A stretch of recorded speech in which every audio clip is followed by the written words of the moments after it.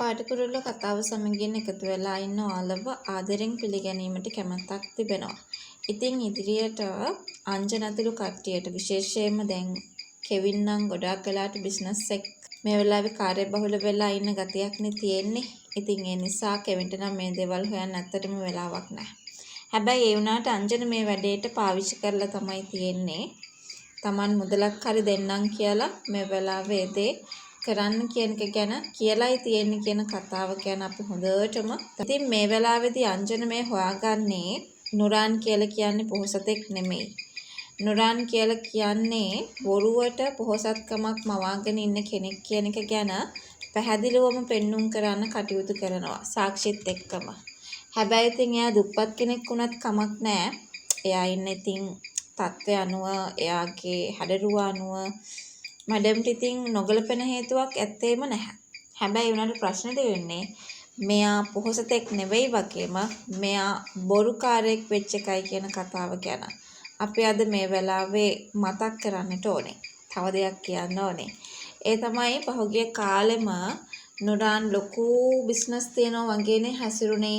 හැබැයි ඉතින් ඒ හැසිරෙල්ලේ තියෙන භයානකකම කොච්චර මෝඩද? කෙල්සි කොයිතරම් මෝඩ විදියට මේ හැම තැනකදීම රැවටිලා තියනවද කියන එක ගැන සම්පූර්ණයෙන්ම ඔන්න තේරුම් අරගෙන තියෙන්නේ. ඉතින් ඒක හරිම භයානක දෙයක් විදියට අපිට කතා කරන්න පුළුවන්.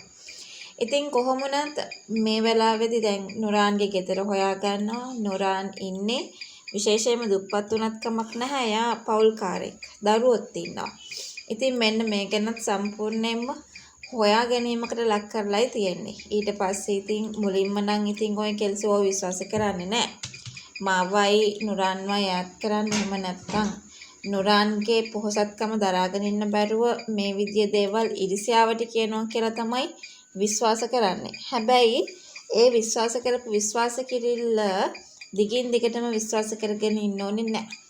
ඒ කියන්නේ අපි එක මොහොතක් හරි ගිහිල්ලා මේ විදියට හොයලා බලමු කියන කතාව ගැන මෙතනදී කතා කරන්න සූදානම් වෙලා ඉඳීවි කියන කතාව ගැන අපි අද මේ වෙලාවේ ඔයව දැනුවත් කරමින් කතා කරනවා.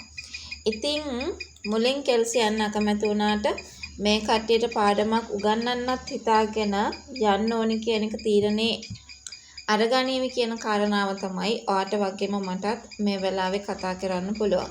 ඉතින් ඒ ගියාට පස්සේ තමයි නුරාන් දරුවෙක් වඩාගෙන ඉන්නකොටම මේ කෙල්සිට මාට්ටු වෙන්නේ. ඒ වෙලාවේදී ඉතින් හිතා ගන්න බැරි වේවි. ඒ වගේම කේන්තිය දරා ගන්න බැරි වේවි. ඉතින් පස්සේ තමයි දුක හිතෙන්නේ. කලින්ම කේන්තිය දරා ගන්න බැරි තරම් වේවි කියන කතාව අපිට මතක් කරන්න පුළුවන්.